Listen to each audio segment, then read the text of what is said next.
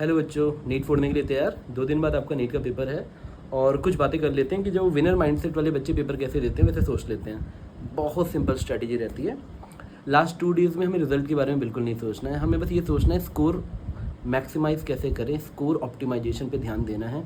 अब तक अपनी स्ट्रेंथ वीकनेस सब समझ चुके होंगे। हाँ, कोई नया चैप्टर मत स्टार्ट कीजिएगा, ये सब बच्चे जानते हैं तो कोई बड़ी बात नहीं है। लास्ट 2 डेज़ में आपको कुछ इधर उधर का नहीं करना है। Stick to the basic. जो लास्ट आप 3-4 मॉक दिए होंगे उसमें कुछ स्ट्रेटजी आपने डेवलप की होगी।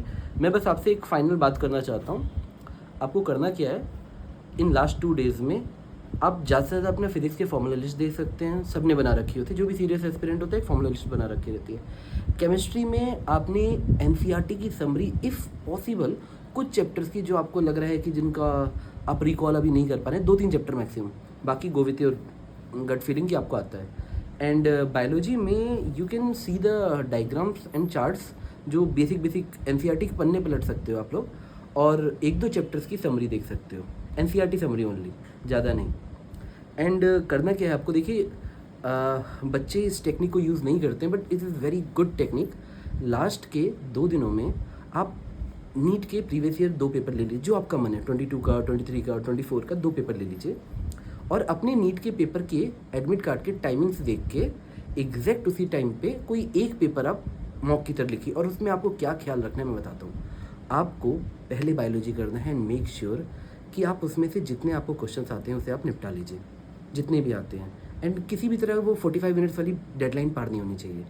और जनरली क्या होता है, बच्चों को 90 में से, देखिए हो सकता है आपको सारे आते हों लेकिन रिकॉल करने में या थोड़ा कभी कभी ऐसा है ना कि डूबियस सा लगता है कि ये सही है वो सही है, तो 8-10 क्वेश्चन पे टाइम वेस्ट मत करिएगा। अगर आपको ऐसा लगे, सपोज़ आपने 80 उठा लिया फर्स्ट गो में, आप आगे बढ़ जाइए। फिर आप केमिस्ट्री में जाइए और फिर किसी तरह से 35 या 40 क्वेश्चन उठा लीजिए। मैं छोड़ने के लिए नहीं बोल रहा हूँ कि आपको भी क्वेश्चन छोड़ने नहीं, आपको समझना है।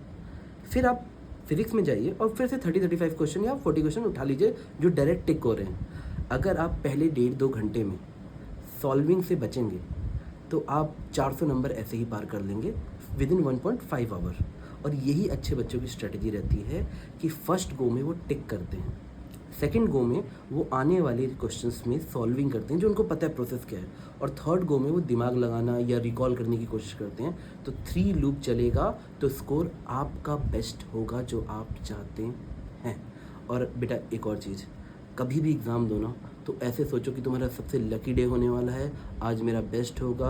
पढ़ते वक्त हमेशा ये सोचते हैं कि भाई मेरे को कम आता है, ताकि आप ओपन माइंड से सीखें। और एग्ज़ाम देते वक्त आपको हमेशा ये सोचना चाहिए कि आपसे ज़्यादा किसी को नहीं आता है। एंड प्लीज़ नीट के रिज़ल्ट के बारे में मत सोचिए, क्योंकि ये जो 2 दिन है ना, इसमें मैक्सिमम बच्चे एंग्जियस होंगे, काफ़ी चीज़ें इधर उधर की करेंगे।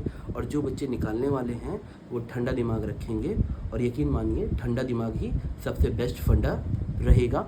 ऑल द बेस्ट बच्चों, नीट फोड़ के आना है।